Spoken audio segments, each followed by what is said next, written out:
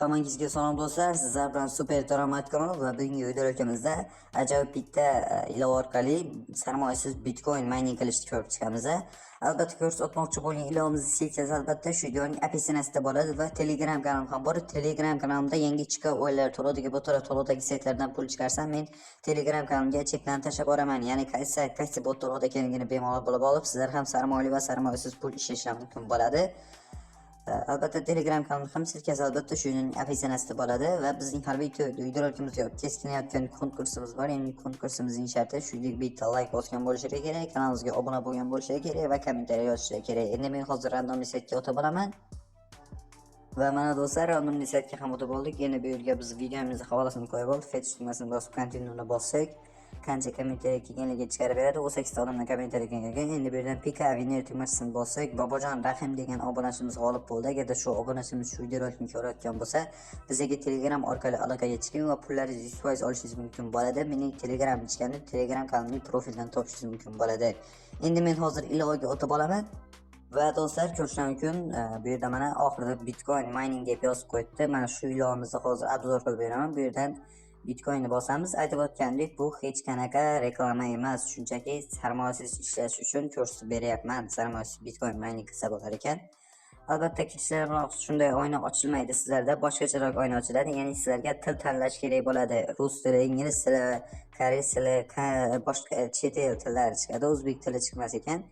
O'shalardan bittasini tanlaysizlar va shu ilovaga kirib olasizlar va ilovaga kirib olgach, birinchi sizlarning qiladigan ishlar bu yerda mana tepada burchakda 3 ta nuqta bor. O'shani ustiga bosasizlar va bu yerdan sizlarga birinchi, ikkinchi, uchinchi mana bu yerda logout, ya'ni emailimiz, ya'ni o'zimizning akkauntimizdan chiqib ketish nimasida email verify deb turadi. Ya'ni sizlar bu ilovaga kirayotganlarda sizlarda hech qanaqa nima so'ramaydi, ya'ni email ro'yxatga o'tish unaqa narsalarni so'ramaydi. Sizlar shu ilovaga tilni tanlab kirib bo'lgach, shu yerdan verify email deb yozuv chiqib turadi, qayerdadir o'zingizlar topib olasizlar. O'sha verify emailga kirasizlar va o'sha yerdan sizlar verifikatsiya, ya'ni emaillarni yozishingiz kerak bo'ladi. Men albatta boya video qilganda ovozim yozib olinmay qolgan ekan, bir ikkita xatoliklar bo'ldi. O'shaning uchun o'sha paytda men bilmabman va o'sha yerlarni ham ko'rsatib bergandim avvalgi videoda, lekin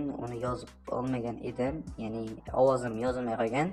Albatta tushunmagan joylar bo'lsa menga Telegram orqali aloqaga chiqinglar va 100% tushuntirib beraman bu ilovada. Albatta hozir ham tushuntirishga harakat qilaman. Keyin o'sha verify emailni bosasizlar va emaillarni yozasizlar va verify emailni bossanglar, sizlarning emaillarga ko'k silka boradi. Ya'ni bu yerda mana mening emailimga kirgan mana shunday cloud mining crypto alerts degandan va sizlar o'sha ko'k silka beradi. O'sha ko'k silkani bossanglar, o'zi shunday ilovaga olib o'tadi. Ya'ni boshida brauzerga olib o'tib, keyin Play Marketga olib o'tadi va ochishni bossanglar, o'zi mana shu ilovaga kiradi va emaillari verifikatsiya bo'lgan bo'ladi.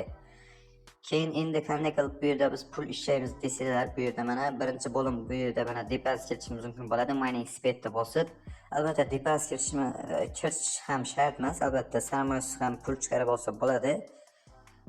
Keyin bu yerda mana birinchi bo'lim bu shunday bo'ladi. Keyin contracts bo'lim bor, ya'ni biz bu yerda mana o'zimizning mining qilib turgan Bitcoin satoshilarimizni va boshqalarni ko'rishimiz mumkin bo'ladi. Bu yerda mana birinchisida 3 Gz, 5 Gzdan ko'proq va bu 17 Gz oxirgisi. Buni qanday qilib biz Gzdan oshiramiz desanglar, aytib o'tga bu yerda mana watch ad deb yozib qo'ydi. Ya'ni reklama ko'rish evaziga biz Gzimizni oshirib olishimiz mumkin bo'ladi. Watch ad bosamiz va hozir bizga reklama chiqadi. Albatta reklama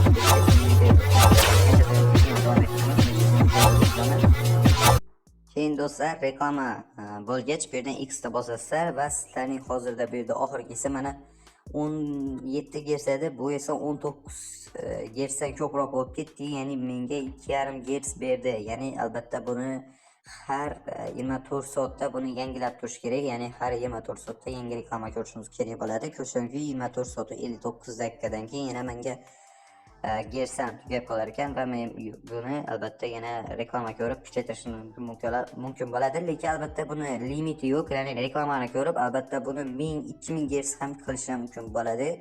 Endi men 2000 Hz qilishni bilmayman, uni unchalik qilishni emasman, ya'ni unchalik qilib bo'ladimi bo'lmaydimi, lekin albatta qilib bo'lsa kerak. Keyin bu yerda show offers bo'limi orqali sizlar yana qo'shimcha vazifalar olib pul ishlash mumkin bo'ladi. Keyin wallet bo'limi bor, ya'ni biz pul chiqarishimiz mumkin bo'ladigan bo'limi. Keyin yarim money bo'limi orqali biz bu yerda har kunlik ya'ni bonuslar bor, o'sha bonuslarni olishimiz mumkin bo'ladi. Men hozir birinchi kunlik bonusini oldim. Keyin bu yerdan referans silkamizni kopyovat qilib ham do'stlarimizga tarqatib, ularning ishlaganidan ham bizga 10% daromad kelib turar ekan. Shunday qilib bu ilovada pul ishlash mumkin bo'ladi. Keyin bu yerda do'stlar kontrast bo'limida bu yerda mana active deb turibdi, ya'ni har 8 soat bu ham bizga active bo'lib ishlab beradi, ya'ni 3 Hz dan ko'proq bo'lib ishlab berar ekan. Uni ham albatta o'sha aktiv qilib sizlar pul, ya'ni qo'shimcha ishlash mumkin bo'ladi. Keyin bu yerda mana yana ko'rish mumkin. Bu yerda mana общий hozirdagi bizning Hzimiz 2778 Hz ekan, ya'ni ishlab beryapti. O'sha uchtasi ham bizga shunday qilib ishlab beryapti. Buni albatta yana fetch adini bosib reklama ko'rib yana buni kuchaytirib ketaveramiz. Keyin do'stlar, hammaga qiziq bo'ladigan tarafi bu yerdan wallet bo'limiga o'tamiz va bu yerdan pul chiqarish bo'limini ko'rib chiqamiz. Bu yerdan withdraftni bosamiz. Bu yerda mana withdraftni bosamiz va bu yerdan sizlar